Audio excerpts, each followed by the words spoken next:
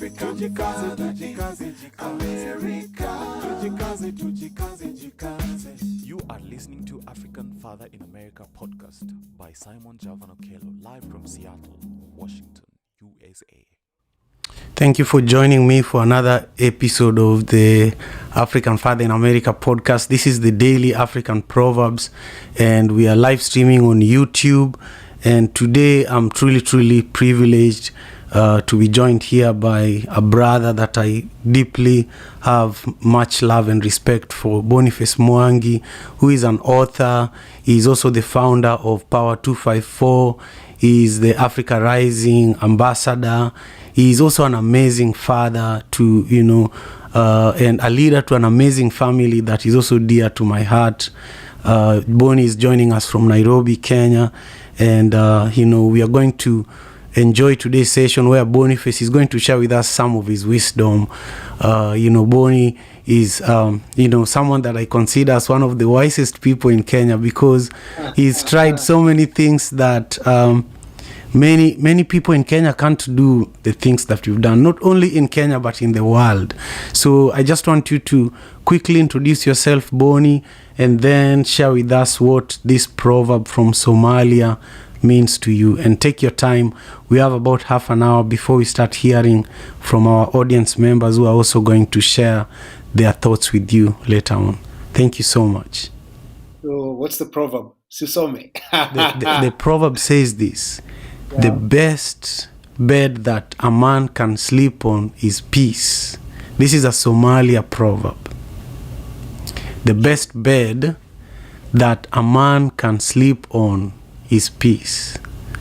And I want you to share with us what you think. I can also share my perspectives on this proverb. Okay. We'll talk about it. Okay. So my name is Boniface Mwangi, as Simon has said. Simon is a good friend. He invited me to California a while back, and we had a good time. And I am a photographer. People know me for my activism, but my day-to-day job is photography. I do what? What do you do? So I do many things. I'm not one thing. I'm many things. At this particular time, I'm trying to build a community in Machakos, Kenya, of artists, creatives. Just a place where we can build a model city. We bought land there, me and my wife, a while back, so we're building a home there. And that's my current pet project.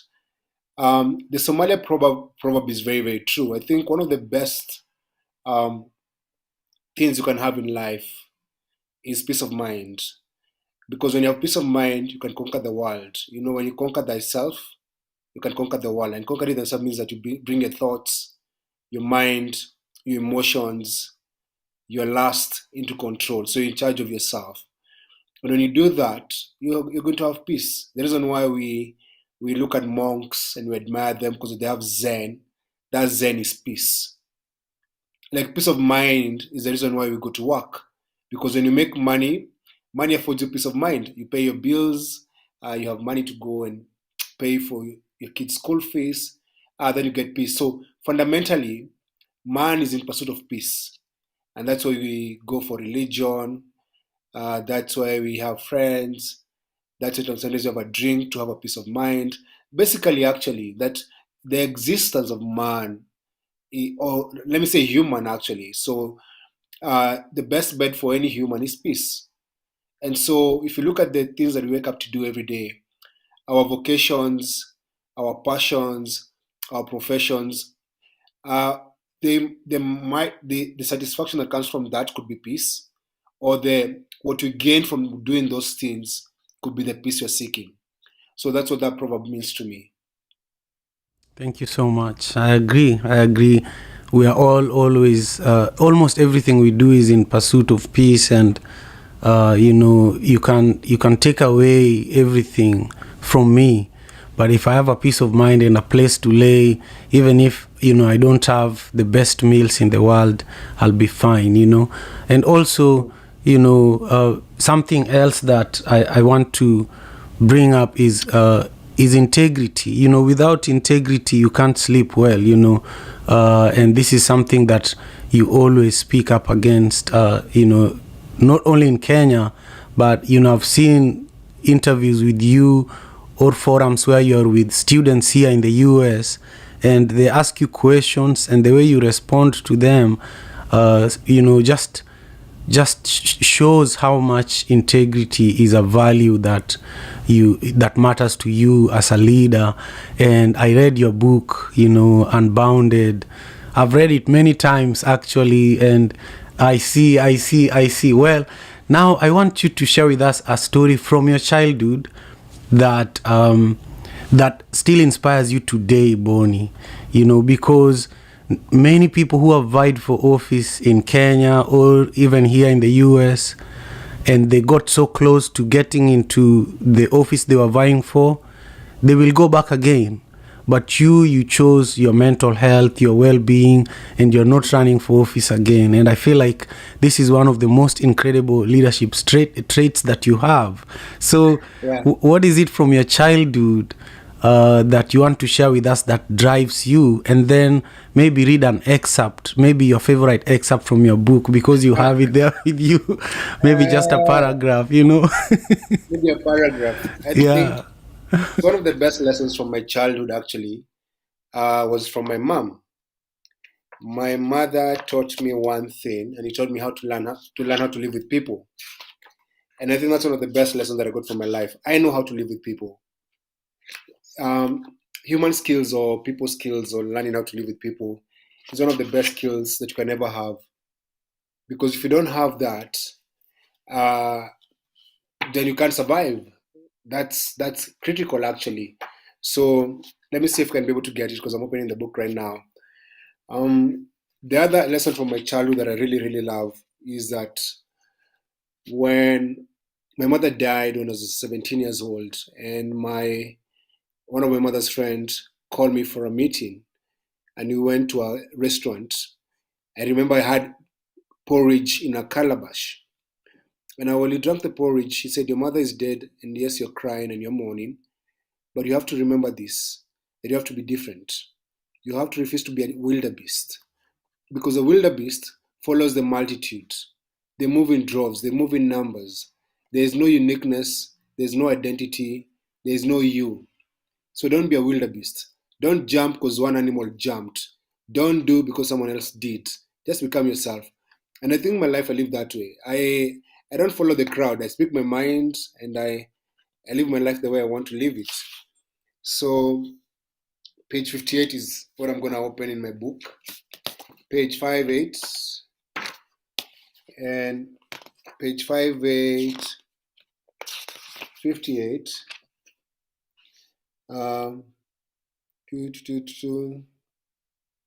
Let me see.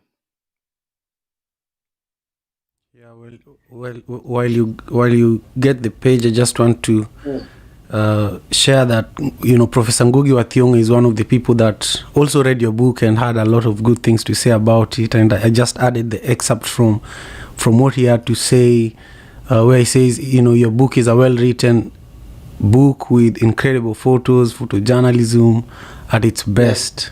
So if you're watching and you're in Kenya, this book is not available online. If you're watching and you're in Kenya, Boniface will share how you can grab the book. And also, if you're not in Kenya and you want to get a copy of the book, let me know. I might still have a few copies here in Seattle.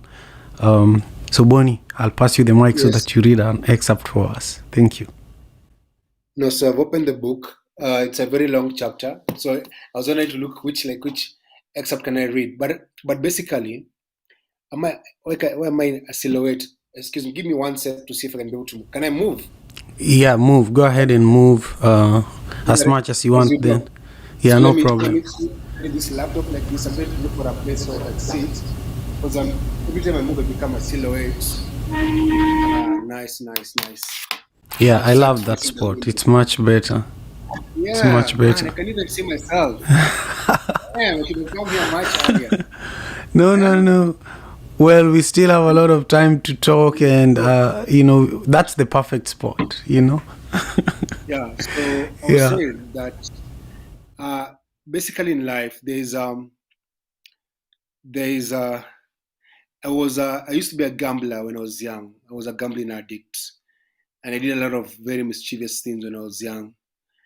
But when my mother died, the lesson that remained in my life was I must learn how to live with people. And so that's a childhood lesson that I carry with myself every day. I I rarely burn bridges unless I'm very, very angry. When as I get older, I don't burn bridges. I just set boundaries, and when the boundaries are broken, I walk away. I think also when you learn how to live with people, you have a lot of self-respect for yourself, and you value yourself to a level where when someone is disrespectful or is wrong, you're able to call them out. So I am not gonna be ever be maybe I was when I was a very young boy. I'll never be those guys that you hear about who when guys are getting drunk in the bar, they're saying go to get the jacket from the car. Like the way, there's a lady actually, her name is Kelly Murungi. I love this quote of hers. I quote it all the time. And it says, men call women gold diggers, but have you ever seen how men behave around other men with money? The guys, look at the people, how this behave around Trump. Have you ever seen how men behave around men with money? Yes. I've never seen my wife or my female friends being sent to the car to get a jacket by another girl or another lady. But men who don't have any money or men who look like they're broke are the ones who are normally sent to the car to get a jacket, are the ones who must laugh at every silly joke if they can't afford to pay the bill. And I think women have more self-respect and self-worth than men. Wow. That's a nugget that I'll have to sit with it for a while, because I'm raising 3 girls, and I agree. Just looking back at how my mom and my sisters behave, that's something that I didn't know. So thank you for sharing that with us. I want to welcome everyone who is joining us on Clubhouse for today's Daily African Proverbs, and also on YouTube. Please make sure you subscribe to the channel, and also make sure you're following the African Father in America Club, because that's also the name of my podcast, but that's where we are building the community that we've been cultivating since January last year. So if you are not on stage yet, I invite you to join us, so that in about 15 minutes you can share your perspectives as well, with my special guest, my brother Boniface Mwangi, who is joining us from Nairobi. Boni, I also want you to speak a little bit about when you look at everything you've accomplished. I feel that you're one of those people who should just be given, enough money so that you don't have to do anything, because you've already done it. I know. After everything you've done, man. But listen, you are in South Africa just a few months ago. You are in Nigeria just a few months ago. You're working on your amazing, real estate project. You are the Africa Rising Ambassador. You've written this amazing book. You founded an amazing organization. What would you say, this is now what I'm most proud of? This is currently my biggest accomplishment. And what are you working towards? I think my biggest accomplishment is being a family man, that I have 3 amazing kids. I think that's, if I was to say that what I'm very proud of, Njeri and I have done a good job raising those kids. They're a bit naughty, a bit trouble, they'll have arguments, but they're still kids. So we still have a chance to shape them to become the good, responsible, accountable citizens. So I'm proud of that. Man, I can totally relate. There's nothing like raising kids and knowing them intimately, and also for them to know you intimately, because for you to say that you're a great father is for you to be vulnerable, and for you to be willing to be a student as well in front of your children. So I really, really appreciate that. And I want you to also just share with us a little bit about, when you look at Africa currently, because you're someone that I consider an African leader, because of your role as the Africa Rising Ambassador, and also the work you're doing with I think it's the Tutu Fellows, right? Yeah, Matutu fellow, yes. Yeah, Tutu Fellows. If you look at the continent, and then especially Kenya, where we have an election coming up in August this year, are you still hopeful? And if yes, why? And if not, also share why. Well, so I actually am very hopeful about our continent. It's the youngest continent in the world. We have the youngest population in the world. We have everything that we need to make it. We have the gold, we have the coltan, we have the coffee, we have the cocoa, we have oil, we have like green fertile land, we have water, like we have all the natural resources, and then we actually have a lot of brain power and intellectual capacity. So that gives me hope that there's a possibility of a liberation across the continent and a stronger movement of Pan-Africanism where there are no borders, where we go back to the original dream of Kwame Nkrumah and other Pan-Africanists who said we can actually have the United States of Africa. So that gives me hope. Just the young population. Japan people are old. They have to import labor, so we can actually export labor as well. Um, and so hope is the only thing that there is the only reason why we're alive. We must have something that we hope for. Because when you have nothing to live for, then you die. So hope is very important. My concern would be if the young people don't take that opportunity to reimagine the continent and to reimagine leadership and reclaim back the space that we have given to dictators and bad political actors. But as in terms of youthful population, that's actually an advantage, not a danger to the continent. It's a very good advantage because now you have people who are strong, who can be able to build the economy of their respective countries. So that is actually a reason to hope. And I can give an example with Sudan. Sudan had a revolution. It was hijacked by the military, or hijacked rather by the military. Hijacked, not hijacked, hijacked by the military.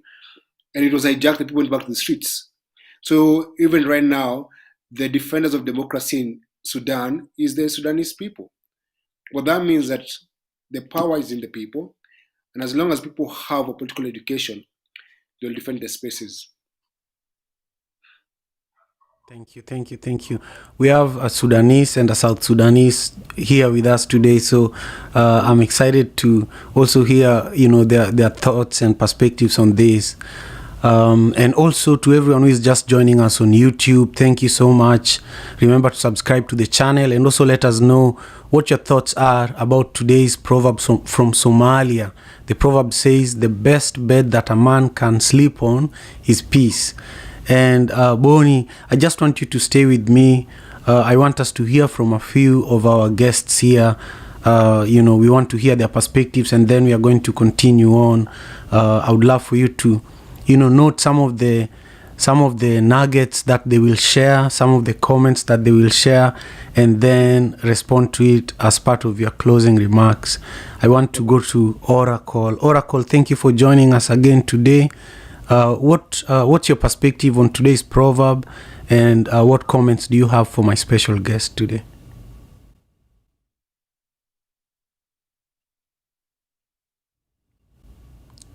Oracle is still muted, but I think she'll get to her mic in a moment, so I'll go to Davon. Davon, what are your thoughts on the proverb and my conversation with Boniface Mwangi so far? Hi, good morning, everybody. Simon, thank you for the space. Good morning, Boniface. I've been thinking about this since I seen it this morning, and I'm like, my thoughts are really about, maybe what happens when you wake up. When you go to bed, when the best bed that a man can sleep on is peace. And I think when you wake up with that mindset of peace, then you can lead the day with peace. And when I think about navigating the day, like when I go to the office, like, you could be running late, you could be, I don't know, having conflict with your colleagues. But if you wake up with peace, then it is easier to navigate. And so with that, I'm finished. Have a wonderful day, everyone. Thank Thank you so much, Davon. Let's hear from Richmo. Richmo, share with us your perspectives briefly. Thank you, Simon. And Boniface, it's good to be in the same room with you as well. It's a privilege and an Thank honor, you. and to everybody else on the audience here. Peace to me, what comes to mind, and great proverbs from Somaliland. Grew up in South Sea before coming to DC here, and so to understand the concept of peace, to me, it's such a profound word because to a level of interaction in doing business, you find that when you have a clear conscience, in fact, most people when they come and ask me we are trying to venture into this space. What are your thoughts? And ultimately, when I'm sharing ideas with them, what I'm looking for is to find if peace is an unction in their decision making. I find peace to be metaphysical in this statement, that it is at a place where it transcends logic and reason. In fact, uh, if you are a carrier of peace, it says in the great book that the blessed are the peacemakers, for they shall be called the children of God. It comes with a reward in itself, that when you enter into a room and there's chaos and you are a carrier of peace, that in your words, what Les Brown talks about of the three pillars, one being that when he was told by his mom, son, be careful when you open your mouth to speak, because in those words will the people know, or will the world know what you're made of. So I sense that, to me, that metaphysical aspect of peace, that peace transcends logic, it transcends tribe, it transcends culture, color, and where peace is, chances are there is growth. The end result brings community work. The end result of peace, or the byproduct of peace, is harmony, um, is innovation. And so I really cherish this thought, and to have it in our conscience is something we have to strive for and also hope for because of its metaphysical aspect. Richmo, Moses Geshohe, and I'm done speaking. Thank you, Richmo. I finally know your full name. Yes.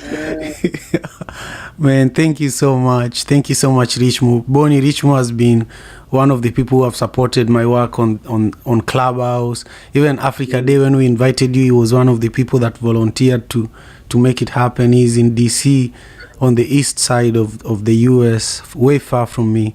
So thank you. And Alexis, share with us your perspectives briefly. Yes, habari za asubuhi. My perspective Zuri. of Salama kabisa. um, my perspective of the proverb today, and I really, really just love what everyone else shared. It definitely made me look at things a little differently. Really, Rich Mo, that was nice. Um, I actually just was looking more at the term peace, because to me, everything in life is a choice, even peace. So everyone wants to sleep in peace. So if you choose, Alexis, we are losing you. Go ahead. can you hear me? Yes, we hear you Yes, we now. can hear you. Okay. Yes, I was just saying that peace is a choice. That was the basis that I was basically saying. So if you choose peace, then your bed will always be soft and peaceful. I'm like, and I'm out. Thank you so much, Alexis. Thank you for your continued support. Sensors, share with us your perspectives and feel free to speak about what's happening in the Africa Day Club tomorrow. Thank you so much. And also, if you want to respond to Bonnie's comment about Sudan, feel free. Hello, good morning, everyone.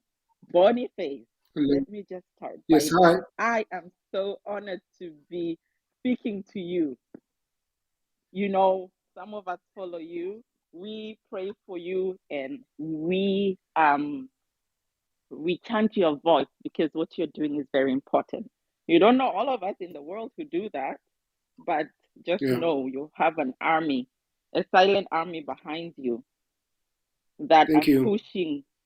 pushing and trying to lift you up when it's hard, the moments when you are beaten up, when all those atrocities end up happening. There are people behind you that are pushing and praying and making sure your work is not dismissed, the purpose you exist for does not disappear, and that you continue to be a voice in the region. Okay, so let me Thank you first very much. start with that. Yeah. Thank you. In terms of what you're talking about, the people's voice, yes. So coming from Sudan, and now it's South Sudan, right? When we were there, we tried to tell people about what was going on in the South, when we had the Civil War. And most of them didn't understand it, didn't get it until the system fully turned against them, and they noticed how they were losing, how they were becoming silenced and ostracized and left behind. And through that process, they realized if you as a people do not rise up, the change will never come, you know. So finally, they have risen, and I stand with them all the time and tell them, go on, you have reached that threshold. And this is the most important part of the war. This is the finishing line where it's now the people's voice that's taking over. No matter how much the politicians try to take over, you take it back. And I'm hoping the rest of us in East Africa will do that, because we're all having our own challenges in our countries where we haven't, or across Africa, some of us haven't woken up to understand that it's not about us fighting amongst each other as poor people or people in the peripheries. No, it's about us working together to stand up to all of these cartels and conglomerates, of people in government and systems that want to suppress us. So thank you for that, for what you do, and that's a part I want to add to it. I'm going to talk about the proverb, and then I'm going to have a question for you. Okay. Someone, when I listened to this proverb, it just reminded me of a conversation with my father, where we have all these ministers in South Sudan who are busy enjoying and looting and pillaging whatever we tried to create in this past 10, 15 years of existence. And this was one day he said, I can sell my soul out, but will I be peaceful? How will I sleep at night? He said, the demons will never leave you once you start that path. So choose the path of righteousness. Even if you are living in your hat without all the fancy technology that those who've stolen have, at least you are at peace. You sleep. You're able to sleep. It's a luxury to sleep peacefully. So that's my addition to it. And a question to Boniface. Yes. And I am going to bring it back to the region. Boniface, Okay. Kenya Yes. is in this critical stage where you have the old guard who exist and still want to come and take their space, right? Yeah. And then you have the young who are trying to access this space, but they have a challenge in accessing it, because if you are not an offshoot of the old guard system, you will never get that support. So Mm-hmm. within the work you're doing, how are you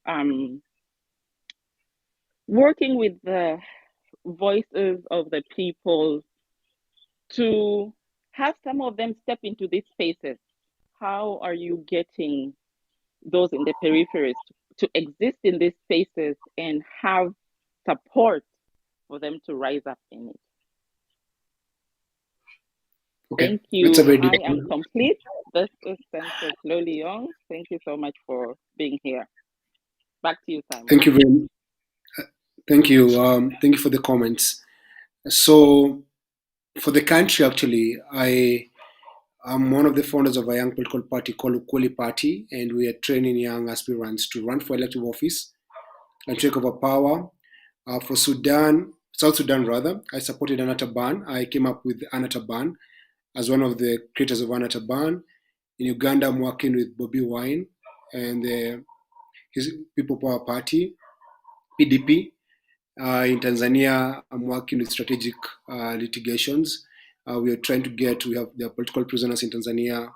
In Zimbabwe, I'm working with another movement. So there's a younger generation of young people who are coming up, and their game plan is they're gonna take power when they're older. So our plan is the next 10, 15 years.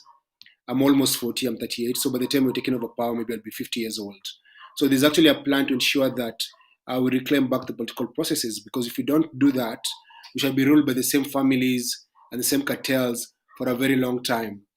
Um, Thomas Sankara actually said many years ago, before they murdered him, that a young soldier without political education, rather, no, a soldier without political education is a potential criminal. And I also believe that if you have young people in the movement without political education, they are potential looters, robbers, and thieves. So what we do in our political party and what we do within our movements is train young people to take power with, with integrity. So when I ran for public office, I had an opportunity to join a big political party and get elected. But that would mean that actually I don't have integrity and my voice is owned by the political party or the godfather. So we chose to run for elective office on a very small party and build that party until the time we get into power. So my submission to you, or my response to you, is that there is a plan somewhere. It doesn't look like there's one, but there's a plan somewhere. We're taking over the country one vote at a time.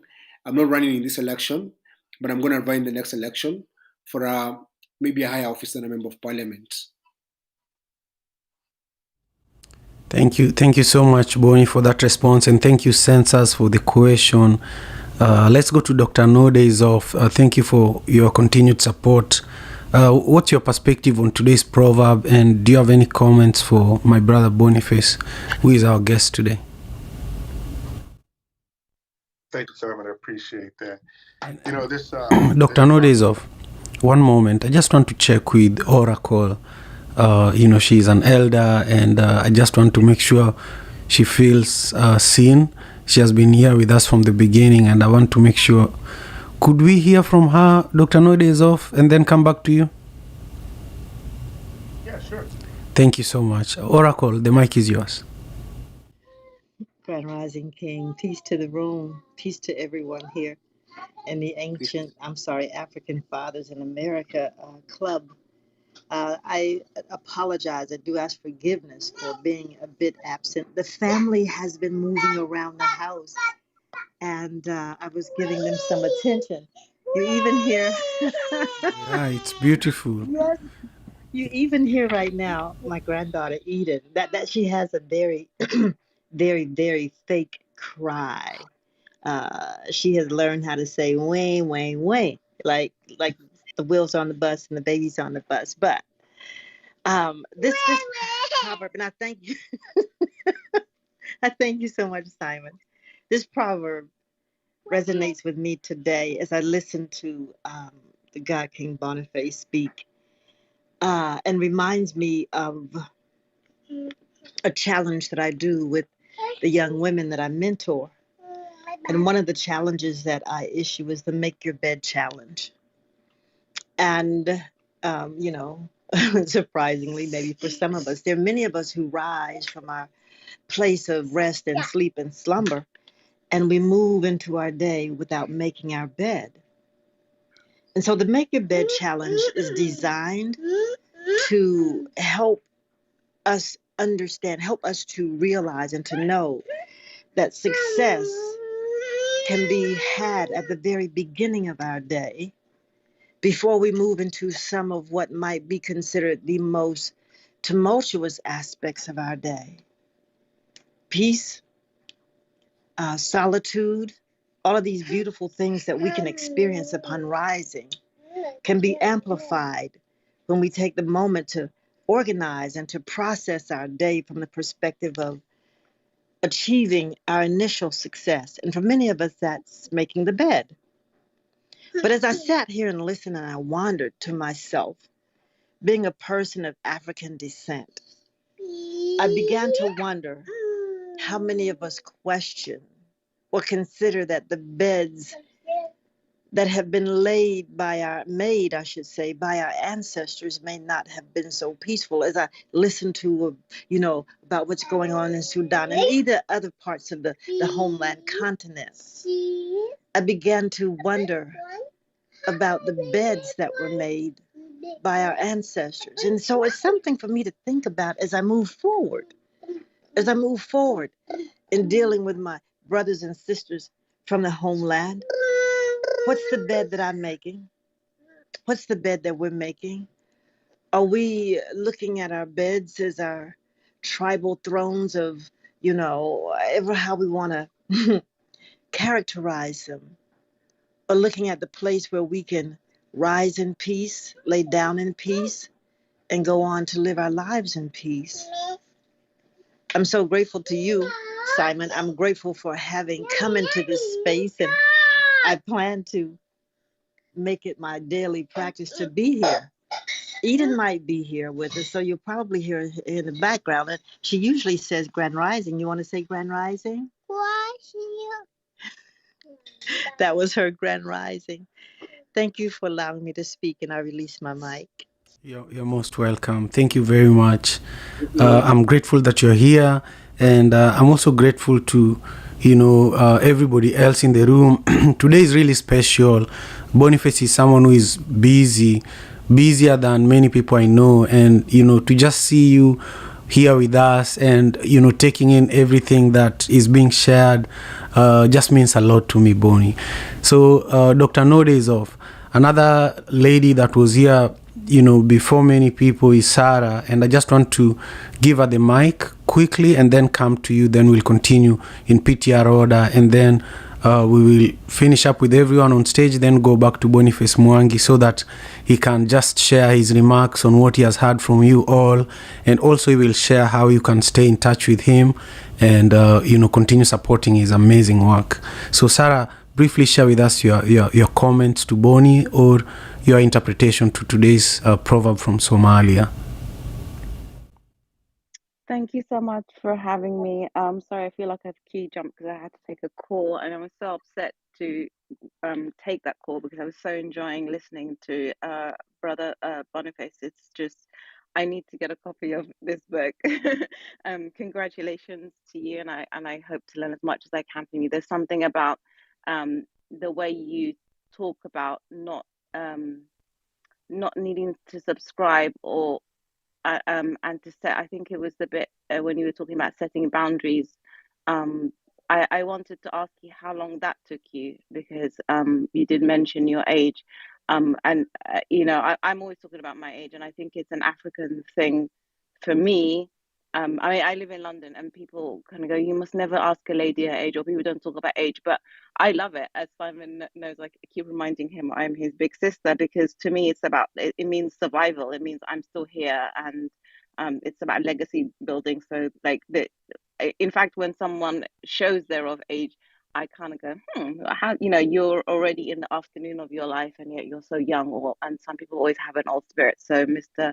Boniface, you have a wise elder spirit about you, and yet you sound like the best that he's yet to come. So I do salute you for that. And this proverb reminds me, again, Sudan related. We have a really sad problem in our hospitals. I remember visiting one of my mom's distant cousins, and in the maternity ward when I was about 7, 8 years old, and there were not enough beds. And so even after you've given birth, you don't have the dignity and the privacy of your own bed. And there were two mothers on one single bed with breastfeeding their children, and that's something that always my mind goes to, because to have given birth in London, it's, man, this world is just not fair sometimes. But the beauty of this proverb would be, for me, in the work that I do, watching people I do a lot of work around culture and communication, and I work with brands that want more and more and more. And there's part of me, my African self, smiles because I know, we're not going to take none of this with us afterwards, right? So I think of the resting place, the bed.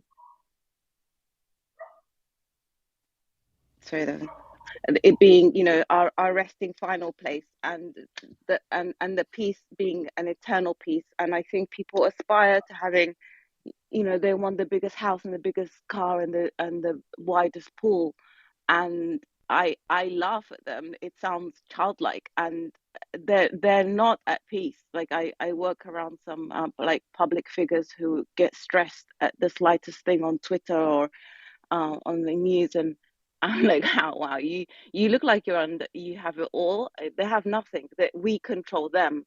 They're puppets in our hands, and the power is in us. And it's not a power struggle per se, but like they've asked for this, for them to have these big gates and these big cars. They've sold their soul, and that they can look peaceful and rested by using the right filter and the right makeup and having the right assistants introduce them when they walk into the room. But they're as anxious as hell inside, and I have peace in coming home and taking my heels off and washing my own makeup off and saying like alhamdulillah, like thank you God that I don't aspire to feel the need to have what they have, or that I feel like I'm missing out. Because when I rest my head on my pillow on my bed, it doesn't need to have the highest thread count or be a gold bed or whatever. I'm exaggerating now, but it's a beautiful thing to not to want it all, and just to know what's for you. And aspiration is beautiful, but this stuff thing, the more you have outside, I feel the more stressed and anxious you are inside, because you have a fear that you'll lose it. And I don't think enough people with money talk about how afraid they are of losing it, because they're too busy bragging, or people are asking them, how did you get it? They never ask them, what are you going to do if you lose it? So yeah, I'm at peace with having less than them in the bank, but with more sleep. That's definitely peace for me. Sarah, I'm speaking. Thank you so much, Sarah. I'm grateful for your contribution. Let's hear from Dr. No Days Off. Thank you for being patient. No issues at all, Tom. You know that. No issues at all. I'm listening to everyone speak, and I'm actually, I was reading the proverb, and something reminded me of what my grandmother used to always say. Peace of mind, a peace of mind. You should always want peace of mind. I never understood her when I was younger what a peace of mind meant, and now as I'm older, I understand what a peace of mind means. And when you develop that peace of mind, you don't realize just how good it feels. And in my journey and achieving my goals and my dreams, I didn't have a peace of mind, not because I was doing my journey. All right. It was because of the things that was taking place in my journey and what I wasn't preparing myself for in my journey. And, years ago when I was younger, child, a teenager, and young man, my grandma would always say, you need to keep a peace of mind about things. And like I said, I sit back now and I have a peace of mind, and I love my peace of mind, and I protect my peace of mind because of the fact that that is what reduces the stresses in your life. Yeah, you're going to have those stresses because life is stress. Life is good. Life is going to be there, and life is going to have those stresses. Because if you don't have those stresses, then how do you know what you're capable of? Because like Dr. Martin Luther King Jr. said, the true measure of a person is through controversy and conflict. But one of the things I loved about him and what he showed a lot of people, and I didn't even know this back then, and I was born after he died, but I've always had major respect for Dr. Martin Luther King Jr. and everything that he did, and all the civil rights movements leaders and people involved did. But the one thing I always respect about him is he always would push peace, despite the turmoil that was going on, he would always push peace. He would never respond. He would never respond violence with violence. He'd never respond with anger because what I think he realized, and I'm just speaking from me reading from him and learning, listening to his words. I think he realized that peace is what has more control over turmoil and over this world than anything else. We just haven't realized that, right? And but going back to the individual, when you do have a peace of mind, when you do have a peace of mind, then you're able to go on your journey a lot easier. You're able to complete some goals and some dreams that you have a lot smoother. I'm not going to say easier, but a lot smoother. And when the bumps in the road come on, then you're not stressed out about it because you understand that the more control you have over your emotions, the more control you have over your actions, the more peace that you bring into your life. I've been there. I've taken the journey. I grew up in an unfavorable background, unfavorable neighborhood, but and there was a lot of turmoil when I was a child, and it caused a lot of stress on me, caused a lot of anger in me. But then as I got older, I realized that as I'm working to achieve my goals and build a better life for myself, and I built a better life for my family, then, I can do that still with that peace of mind. And I have that. I do have a better life than what I did when I grew up, but I have a peace of mind about it, right? I have a great peace of mind about it. So to me, that's what it means. And when it says the best bed that a man can sleep on is peace, it's because once you capture that, and to explain it in words is difficult, but when you have it, you know it. My grandmother used to always say, "You know when you have a peace of mind." And when you have it, you know it because it's like euphoria, right? It'll come over you, and then so when people are coming at you with their different perspectives, and people are attacking you with their different perspectives and different opinions and their discriminations and their judgments and their prejudgments and all that, then you sit back and when you crack a smile in the midst of all that turmoil, they're trying to figure out why is that possible. That's because you have that peace of mind, right? That's because you feel that feeling, that good feeling of euphoria, and that good feeling of ownership of yourself. You develop peace of mind, then you take complete ownership of yourself. I'll turn the call back over to you, Tommy. Thank you so much. As you are speaking, I was much reminded about how you are able to accomplish, peace of mind in the battlefield. When you are, in service of the U.S. military. And Boniface Mwangi is in a similar way. A lot of the time he's in the front line and he still smiles, and people wonder why. So we'll come to that in a moment.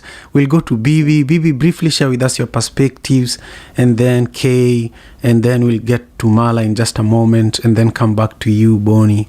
Thank you again, Bibi, for being here with us. Good morning, everyone. Thank you so much for having me here. And Simon, it's like at first I didn't know if I'll be able to speak because I've lost my voice for the past few days, but yay, it's back on. And my simplest interpretation will be peace is not something physical. It's a choice, and it's something that we have to choose to be in tranquil with ourselves. So it's like we can have everything in the world, but if we're not at peace with ourselves, we'll never be truly free. So that's my take. I know it's completely off, but it's something that we have to choose for ourselves. It's like no one else can make you be at peace. Just like the wars of the world, there may not be any more gunshots, but we're still really not at peace until we come to conclusion that within ourselves that we are truly at peace, and that's when we'll move on. So that's all. Thank you so much. You're most welcome. Kay, what are your perspectives on today's proverb? Greetings, everybody. I first want to say I think it was Oracle. She sent me back to my bedroom to remake my bed. Uh, one of the things I thought about when she was talking, I used to not make my bed. I said, I'm getting right back in it. The only time the bed would be made is when it was weekly laundered. Uh, And I was rebellious as a child. And one of the things my father used to do was he had been in the military. You had to be able to bounce a quarter on your bed, and that was a well-made bed. So my rebellion was once I got out of his house, I just don't make my bed. And so when she talked about making the bed and it as a part of a ritual and what that meant in preparing your day, I knew I'd just kind of thrown the covers up and, it wasn't that neat. So I went back and remade my bed as I thought about how I wanted my day to be. And my blanket is special because I got it. I was in Kamasi and there were, I don't know what they're called, they're vendors or people who sell. And this brother had been carrying this kente cloth around, he said, or I was told for a long time, um, because of its expense. And so I went there to get that. And so I bought it from him. And when I bought it, he had two of his friends join him in pulling it out and refolding it. And he gave it to me with blessings. I don't know all of all of what he said because of language, but I know a blessing when I get it. And so I knew also that when I read the proverb, my peace was disturbed, and it was because of the way it was written. Uh, that a man, and often when I'm reading things and it says man when they're talking about human beings, um, I let that disturb my peace. Now I just either put human or sometimes I just put K. And so I feel like you have to find your peace and know what your peace is. And so that's how I feel about the proverb. Thank you. Thank you so much, Kay, for your perspective. And Bonnie, I'm asking that you just stay with us for like 10 minutes longer than we had agreed. We have four more people that we want to briefly hear their perspectives, and then I'll bring the mic to you. Tioma, please carry on and share your perspectives, please.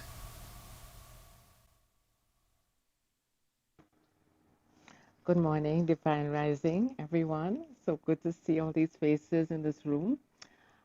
Just know, that's interesting. My husband was speaking to me about something I said, right? And I said to him, oh, listen, wait a while because I'm in this great room. You should come in because they talk about African proverbs. I say, to me, it's a whole book on philosophy. And this is a chapter we're writing this morning.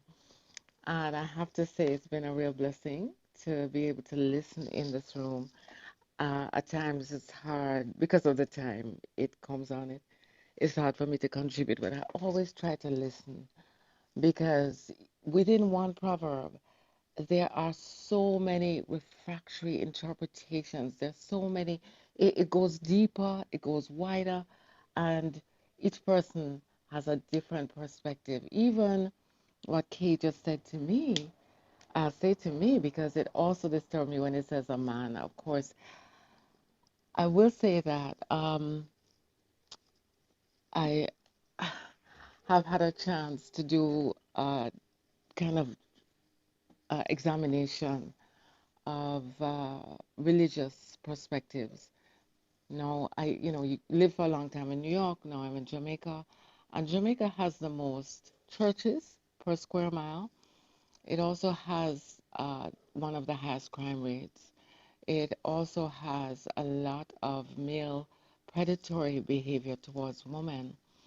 And this makes me not very peaceful, because I'm a midwife. I became a midwife to do home birth because I feel as if in the home, the woman, the family, the baby have a better chance of being born healthy. Once you're a healthy person, why not give birth at home? It's a healthy process.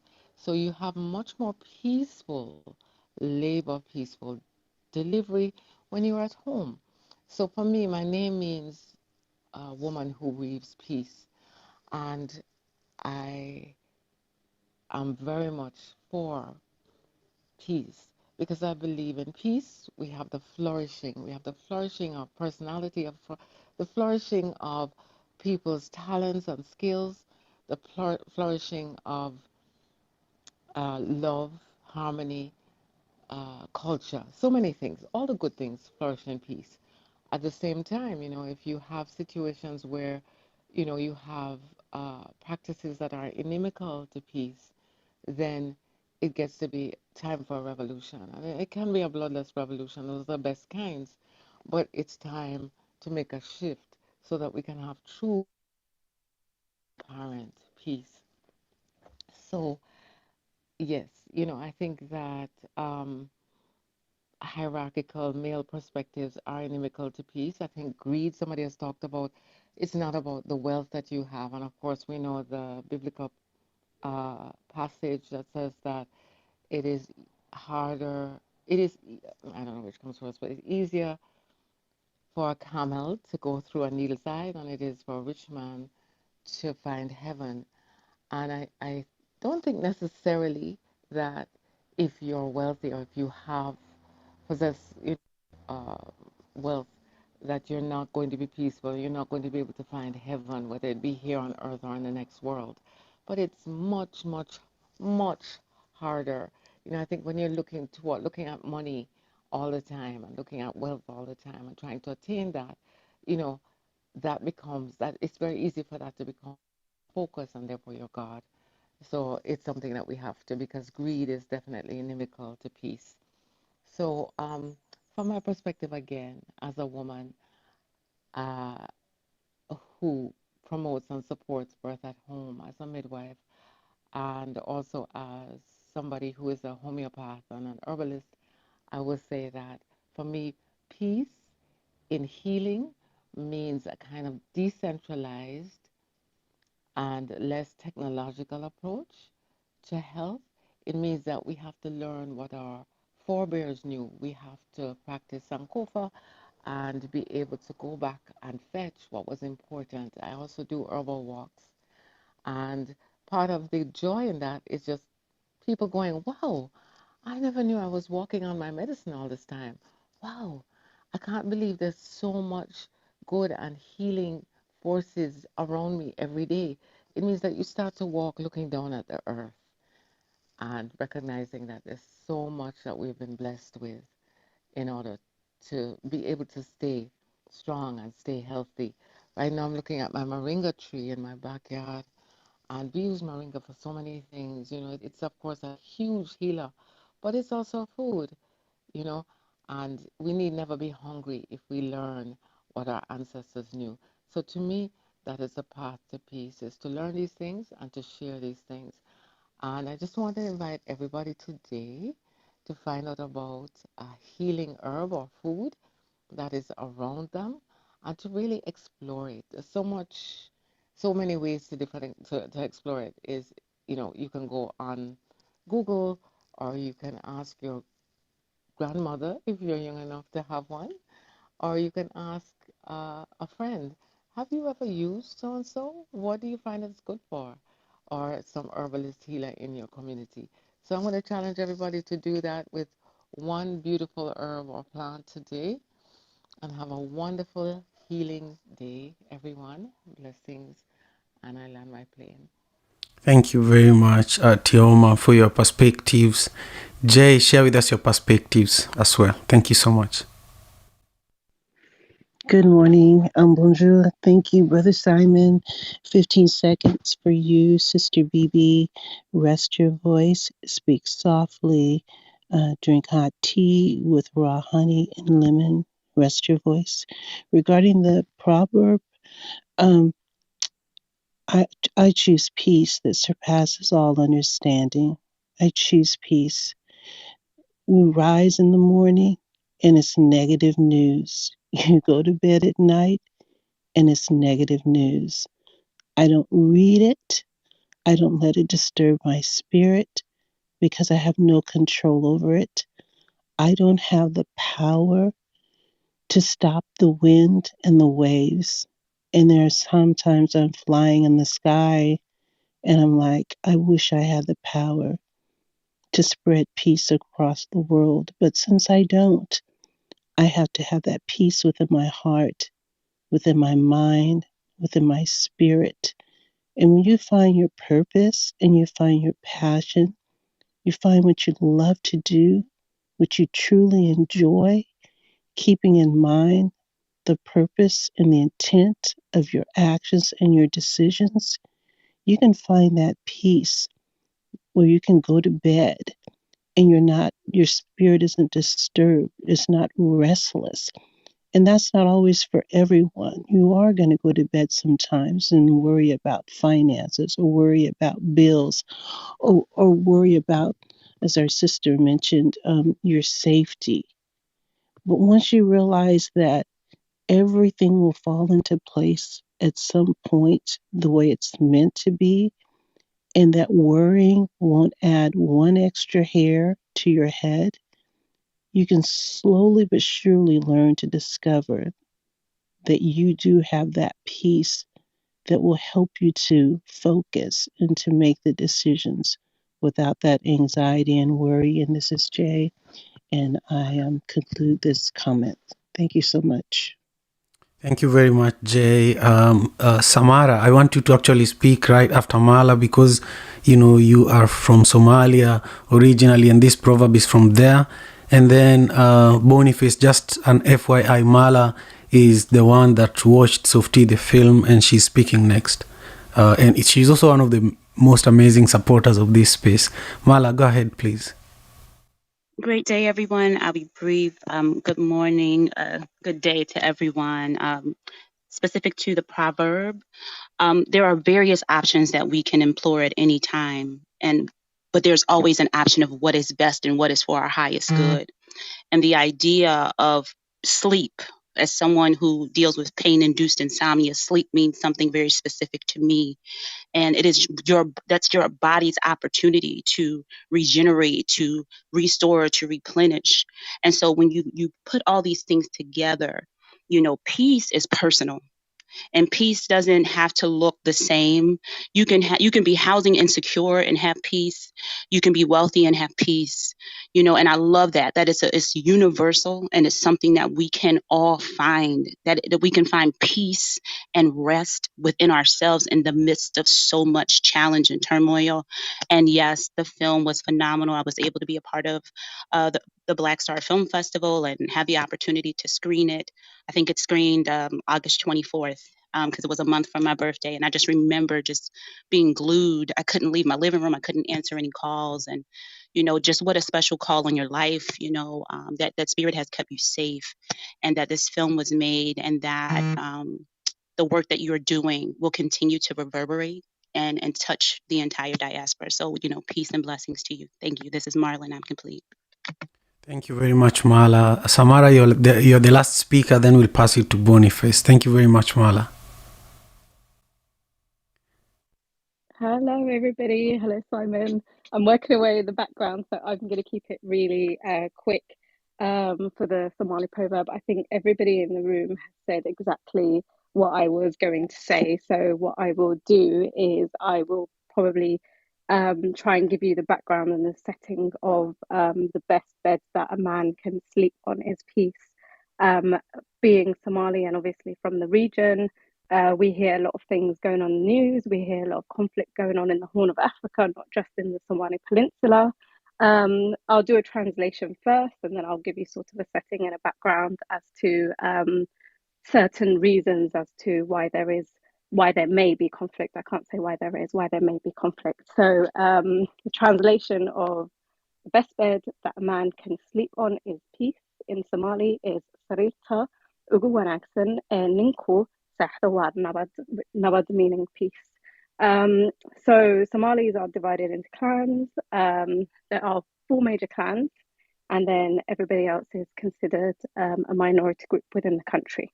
So the reason why this is so profound, and Simon, you picked a very profound one regarding peace, is that as we can see certain parts of the Somali Peninsula at the moment, there is conflict going on.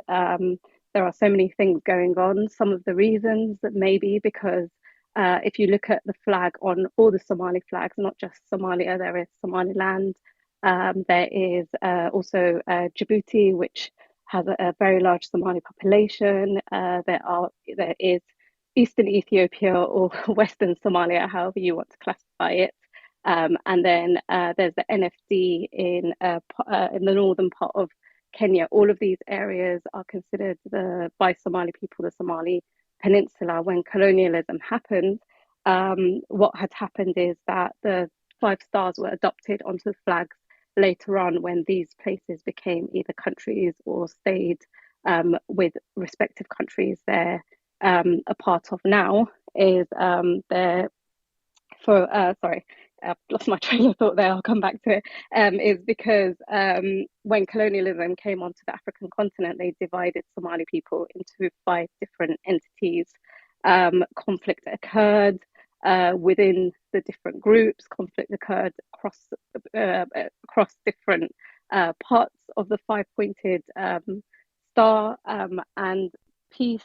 One region which has 2 regions which currently are at peace and are self-governing. One is Djibouti, the other one is Somaliland, where I'm from, and the capital of Somaliland is a place called Hargeisa.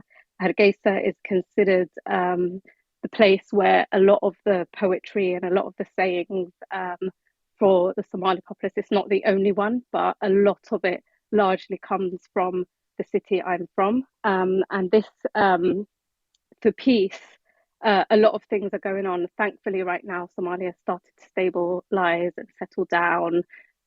Somaliland has been at peace for 31 years. Djibouti is relatively peaceful, and other parts are quite stable and peaceful at the moment. So my hope is that the Somali populace receives peace, because there are no winners in conflict, and majority of the people who get caught up in the conflict are mainly children and women, and sometimes it's so detrimental that people have ongoing PTSD after that. So I'm Samara, and I'm done speaking. Thank you.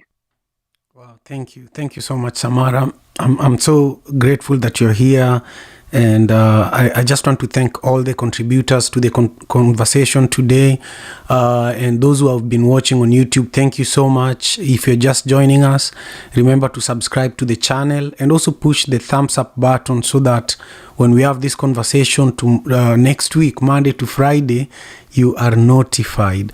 And now I want to bring it back to you, my brother Boniface Mwangi. Thank you for being so patient with us. This is it's like a sacred space that we've been cultivating, where we can use these African proverbs to also learn African wisdom, so that by the time this conversation ends, we have something fresh that we can approach our day with. So share with us what you heard that has moved you, and also share with us how people can stay in touch with you, how people can support the amazing work that you're doing. Bonnie, I think you muted yourself. I can't hear you. Oh, sorry about that. No problem. Thank you, Mala and Sarah, for your kind words, and everyone else for your contributions and for sharing your wisdom in this space with me. Thank you for having me in a sacred space. Sarah actually asked about how do you set boundaries, and when do you realize that you have to become your own person? And I think every new day, because we're all growing in our spiritual ways and in our lives, you set up in your growth, as you grow, automatically set up new boundaries. You realize things that you used to like, you never like them anymore, or your threshold for bullshit becomes much, much higher, and your demand for excellence becomes much, much higher. So it's never a one-day growth. It's gradual, and that is the reason why the Africans had age groups where when you go to a particular age, went to the next age set. You couldn't jump from being a young man or a young warrior to an elder. There was a stage in between, because they realized that with age comes wisdom, and with age you learn from your mistakes, because they say good judgment comes from experience, but experience comes from bad judgment. So as you become older, you learn what works, what doesn't work, and that's how you become an elder. I think one of the things that you learn as you age is patience. So my growth is still ongoing, but I can't say there's. I think when I realized that I need to become my own person is after my mother died, and then I've learned to set boundaries as I go on. But I think one of the guiding principles of my life, or rather, not I don't think, I believe actually, one of my guiding principles in life is that I have non-negotiables. My family is non-negotiable. Like I have things that I say I can't negotiate on. The things that I'll never do, and I know that doesn't matter who says it, who is asking for it, or who is demanding for it. Whether I'm facing a pistol, a machete, or certain death, the things that I'll never compromise on, and that's given.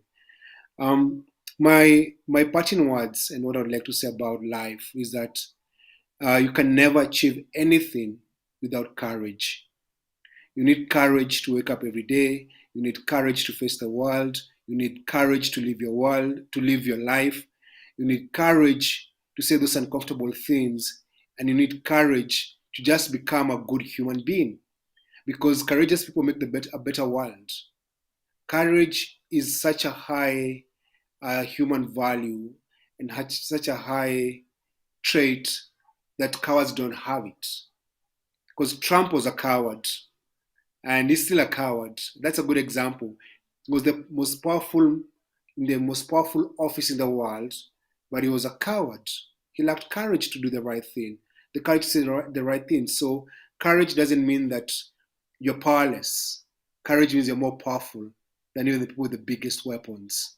So I pray and I hope that in everyday life you're going to be courageous to live your truth, to enjoy your life, and to live unapologetically, because you don't owe anybody in this world an explanation about how you live your life. And thank you so much for having me. Simon has my contacts, and I hope I'll be able to come to your physical space this year. If you have a physical meetup, invite me. I'll fly to the West Coast, right? Yeah, it's Seattle. Yeah, Seattle is where I am. Yeah, as we were talking, I was just thinking Madaraka Festival is happening on August 13th, and Yes. we need you to Elections come are around the same time. back. But Yeah, I can't come. but look, Yeah. election is 8th of August, so you vote and then I you vote when I travel. come. Yeah, then you watch from far. Let's see how the results come out. Okay, man. Listen, I'm just so grateful. You have no idea how much today's conversation means to me and the community that is currently listening to this conversation. So, I hope we can bring you back more and involve you in this beautiful work that we are doing. And to everyone who has been here with us, thank you. We will see you next week, Monday to Friday again for another session. Take good care of yourselves. Peace and love. African father in America. Tujikaze, tujikaze, jikaze. Tujikaze, tujikaze, jikaze. African tujikaze, tujikaze, jikaze. America. Tujikaze, tujikaze, jikaze. You are listening to African Father in America podcast by Simon Javan Okello, live from Seattle, Washington.